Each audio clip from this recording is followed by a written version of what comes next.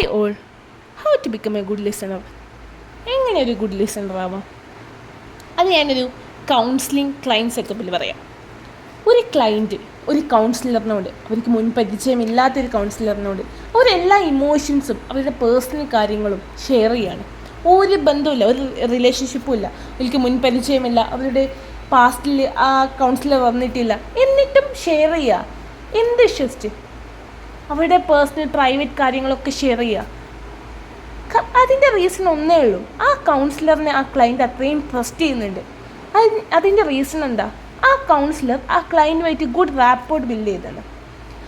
അവർക്കൊരു pleasant feel ചെയ്യുക. ഇങ്ങനെ തോന്നുക, ക്ലയൻറ്റ് എന്ത് പറഞ്ഞാലും അവരുടെ ഇമോഷൻ അതേ രൂപത്തിൽ ആ കൗൺസിലർ അക്സെപ്റ്റ് ചെയ്യുന്നുണ്ട്, ഗ്രാസ്പ് ചെയ്യുന്നുണ്ട്. അതുകൊണ്ടാണ് ഒരു ക്ലയൻറ്റ് ഇത്രയും വിശ്വസത്തോടെ ആ കൗൺസിലറിനോട് ഷെയർ ചെയ്യുന്നത്.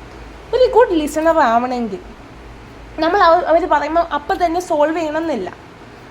അവർ പറയുന്ന പ്രോബ്ലത്തെ അപ്പം സൊല്യൂഷൻ കണ്ടെത്താൻ നമുക്ക് കഴിയില്ല, പക്ഷേ നമുക്ക് അപ്പം കേൾക്കാൻ കഴിയണം.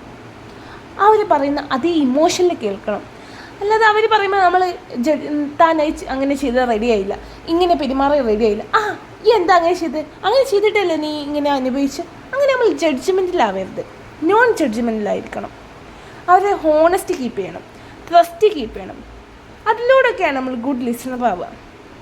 ഇപ്പോൾ ഒരു കൗൺസിലിംഗ് സെറ്റപ്പിൽ നമ്മൾ ഒരു ഇമോഷൻ ഷെയർ ചെയ്യുമ്പോൾ നമ്മൾ ഷോക്ക് ചെയ്യരുത്. നമ്മൾ ഒരു അൺഷോക്ക്ഡായിട്ട് കാമായിട്ടിരിക്കണം. അതേപോലെ തന്നെ ഒരു ലിസണർ ആയിരിക്കുമ്പോൾ നമ്മൾ ഓവർ എക്സ്പ്രഷൻ നൽകി, അവർ പറയുമ്പം നമ്മൾ എക്സ്പ്രഷൻ നൽകരുത്. അവർ പറയുമ്പോൾ ഇതായിരിക്കും ഇതിൻ്റെ സൊല്യൂഷൻ, ഇതായിരിക്കും ഇങ്ങനെ ചെയ്യണം, അല്ലെ അപ്പം തന്നെ നമ്മളെ അവരുടെ ഫീലിങ്സ് കംപ്ലീറ്റ് ചെയ്യാൻ നമ്മൾ ക്ഷമ കൊടുക്കണം.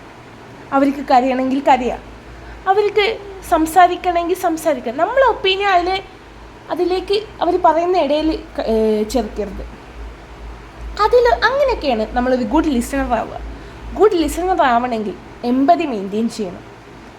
എമ്പതി എന്ന് ഉദ്ദേശിക്കുന്നത് അവരുടെ ഇമോഷൻ അതേപോലെ നമ്മൾ ഗ്രാസ്പ് ചെയ്യാൻ അറിയണം. അല്ലാതെ ചിലപ്പോൾ അവരുടെ പ്രോബ്ലത്തിന് നമുക്ക് സൊല്യൂഷൻ കണ്ടെത്തായില്ല. ഇപ്പോൾ അവർ പറയാണ്, എനിക്ക് ഇങ്ങനെയൊക്കെ ഇഷ്യൂ ആണ്, എനിക്ക് ഇത്രയും ഡിസീസാണ്, എനിക്ക് ക്യാൻസറാണ്. ഒരാൾ പറയും എനിക്ക് ക്യാൻസറാണ്, എനിക്ക് ലൈഫിൽ ഇനി കുറേ ചെയ്യാനുണ്ട്, പക്ഷേ 4th സ്റ്റേജ് ഓഫ് ക്യാൻസറാണ്, എനിക്കൊന്നും ചെയ്യാൻ കഴിയുന്നില്ല, എന്താ ഞാൻ ചെയ്യാം? നമുക്കൊന്നും ചെയ്യാൻ കഴിയില്ല. അവർ ക്യാൻസർ നമുക്ക് തടയാൻ കഴിയുമോ? ഇല്ല.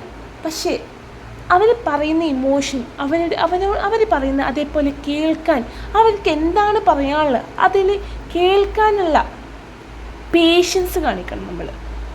അപ്പോഴേ ഒരു ഗുഡ് ലിസണർ ആവുള്ളൂ. Thank you.